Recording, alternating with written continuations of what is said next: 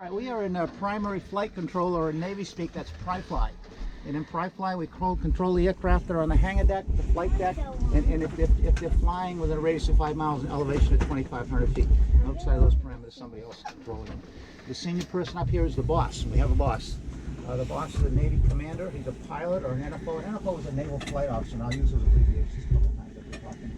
Very senior commander. He probably just finished a command tour on a carrier-based squadron, fighter squadron. In my days, in Midway's time in the Navy, my time in the Navy, the boss had an assistant called the mini boss. That glare, I'm trying to get out of the glare. Okay. Don't you move, I'm going to move, okay? Okay. The boss had an assistant called the mini boss. It had the same credentials as a boss, and what it was in theory is you come over, spend a year in training, and the boss will go after bigger and better things, you become the boss. It doesn't work that way now, but in Midway's time it did. Flight quarters on a Navy carrier last 12 hours. You might fly from midnight to noon, noon to midnight, 9 to 9, it didn't matter. There were 8 90-minute events, that's the 12 hours. The boss and the mini boss are up here the entire time. And then there's another group of anywhere from 14 to 16 people that are up here on a 4-hour watch. And if you can imagine spending 4 hours up here with 16 people, it's tough. It generally was a very hot place because we had these huge windows and it was hot on the flight deck. It's not where Midway operated. It was very noisy because of the flight deck, and we had a lot of aircraft chatter on speakers up here. It was obviously pretty crowded, and we're also dealing with planes coming and going really, really fast. So it was a very tense place. It was really tough to stand a watch up here. And of those 16 or so people, I'm going to talk about 3 of the enlisted people to start out. First of all, we have a status board keeper, and that status board would swing around, kind of lock the boss in his chair, and there's an airman writing on that, and he's giving the boss a visual presentation in much more detail on what it said in the airplane for the day. And as you go through those 8 events, you keep rolling that presentation up. The boss could look at that and see who's flying, what they're flying, what the status is, and what their mission is at any given time. Standing right to my right would be an equipment operator. He's sending a signal to the 3 hydraulic engine rooms that are underneath the end of the angle deck. And those 3 engines correspond to the wires, the 3 wires.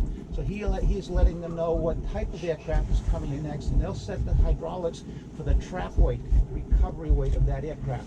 So no matter, it's set so that no matter what type of plane it is, and whatever wire catches, it's going to roll out 340 feet.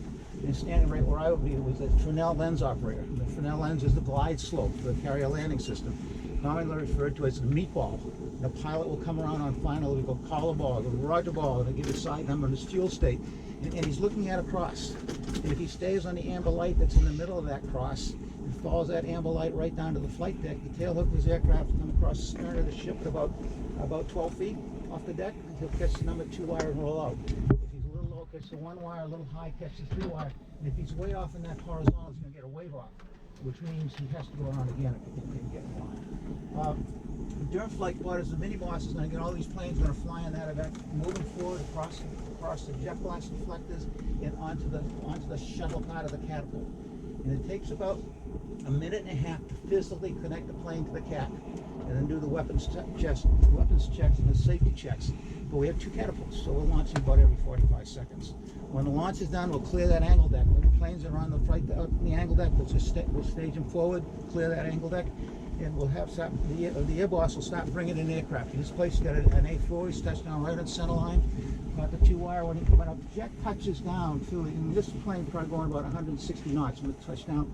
When you do touch down, you go to full throttle, because if you miss those wires, you need to be flying at about 900 feet. So he's trimmed and powered to fly. He's going to roll out at 340 feet. He's going to stop in a little less than 2 seconds. When he stops, he's going to throttle back. Doesn't need the power. Stop. He's going to lift his tail hook. When he lifts the tail hook, that wire he's pulled out will start to recover. While that's going on, the hydraulics is set to the next aircraft. The Fresnel lens is set to the next aircraft. That all takes about 30 seconds. In daylight, we recover aircraft in 45-second intervals. So what I want you to take away from here, as I mentioned, it's crowded, it's hot, it's noisy, and it is really, really tense. It's a tough, tough place to stand watch. So we're going to go forward and down on deck. So let me get in front, and then you'll follow me. Now, let's go. Let's go.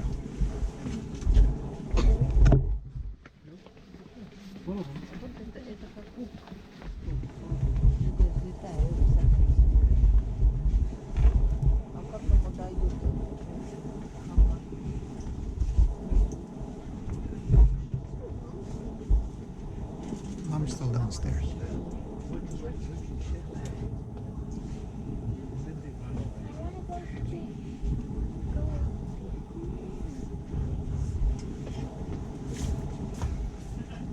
Come on, let's go down. Yeah, I'm surprised they didn't make the replace close.